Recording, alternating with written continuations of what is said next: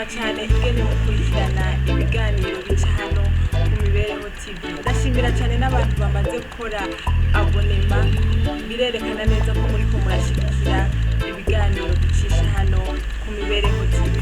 Uno munsi tugiye kwiga ingene woshobora kwiga kuvuga oya ku bintu bimwe bimwe bidakenewe mu buzima bwawe. Mbega uratinya yuko abagenzi bawe boguheba kuko ata mafaranga ufise yo kubasohokana mu kabari? Mbega uratinya yuko umuhungu mukundanye yoguheba kuko wanse ko muryamana mu gitanda?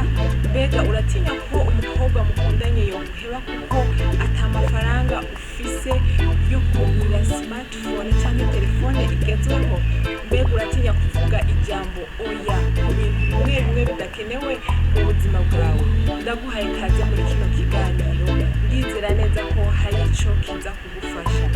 Abantu ntarakora abonema, ndakwinginze kugira ngo ufyonde aho hepfo ku jambo sabone, uraza kubona n'agakengeri kari hirya nako ugafyonde ko kazogufasha kubona de notification zikwereka ko twasohoye ayandi mavideo hano ku Mibereho TV.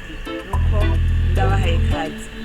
Tugiye kwiga kuvuga oya mu kibanza cyo kuvuga ego bitavuye ku mutima. Mu bisanzwe bivanye n'aho twakuriye canke uko twakuze, kuvuga ijambo oya kenshi na kenshi usanga ari ijambo riremereye. Akarorero, iyo umuntu agusavye ico umufasha canke service umukorera, nawe ukaba wumva mu mutima udashaka kugikora canke ata mwanya ugifitiye, kenshi na kenshi kuko ari umugenzi wawe, kenshi usanga wamubwiye ego nzobikora canke ego ndabikora, kuko utinya ko imigenderanire yanyu hagati yanyu ihagarara. Ugasanga wamubwiye ego kuko utinya ko ubugenzi bwanyu buhagarara, ariko mu mutima wawe hariyo ijambo oya. Nuko nagira ndabasabe kugira ngo murondere umwidegemvyo mu mitima yanyu, kuko iyo usohoye ijambo ego muga muri wewe hariyo oya, uzoba uri kurondera kunezereza mugenzi wawe, ariko nagira ndakubwire ko mu mutima wawe uzoba uboshwe, kandi nta wundi azoba kuboshe, ni wewe nyene uzoba wiboshe. Urafise uburenganzira bwo kuvuga ijambo oya.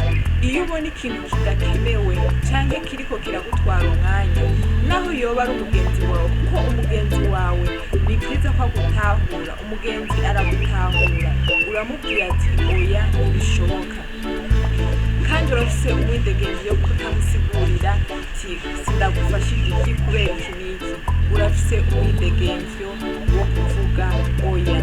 Rero ndabinginze kugira ngo muhagarike kuza murabwira abantu ego cyangwa ugasanga wemeye ikintu udashobora gushitsa kugira ngo unezereze mugenzi wawe, ariko nagira ndagusabe usohore ijambo oya.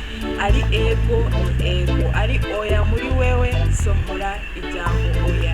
Iga kuvuga ijambo oya kuko ntacyo bitwaye, n'uburenganzira bw'iwawe.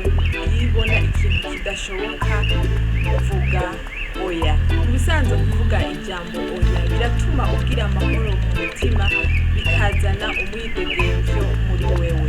Mbega kuba atazi kuvuga ijambo oya ku bintu bimwe bimwe, ni gute ushobora kwiga kuvuga ijambo oya? Ikintu ca mbere wokora, banza wicuze ku mwanya wataye, ku ngufu wakoresheje, ku mafaranga wakoresheje mu kuvuga ijambo ego bitari bikenewe, mu gutinya kuvuga oya. Nuko ni amanama angana gute witavye bitari bikenewe, ubona umwanya wataye?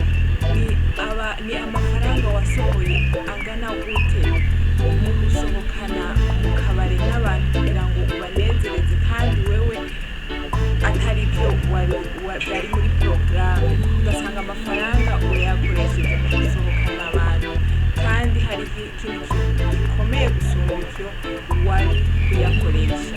Ni ingufu zingana gute wakoresheje mu kuvuga ijambo oya, mu kuvuga ijambo ego, kandi wari ufite uburenganzira bwo kuvuga ijambo oya. Niwabona ibyo byose watakaje kuvuga ijambo ego itavuye ku mutima, muri ako kanya uzoca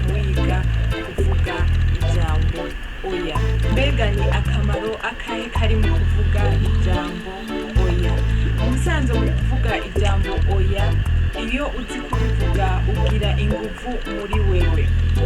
Ikindi naco, iyo uzi kuvuga ijambo oya uronka umwanya ukwiye wo gukora imigambi yawe. Iyo uzi kuvuga oya ugira umwidegemvyo muri wewe. Iyo uzi kuvuga ijambo oya ugira ukwizera, ico twokwita confidence mu rurimi rw'icongereza. Iyo uzi kuvuga ijambo oya ugira icubahiro muri wewe n'abandi bakakubaha. Nuko ndabashimiye cyane ku mwanya mwafashe mu kuraba ino video. Ndabasavye kugira ngo mushobore gukora abonema mu gusonda hepfo handitse s'abone ku bafise telefone ziri mu Gifaransa, abafise amatelefone ari mu Congereza handitse subscribe.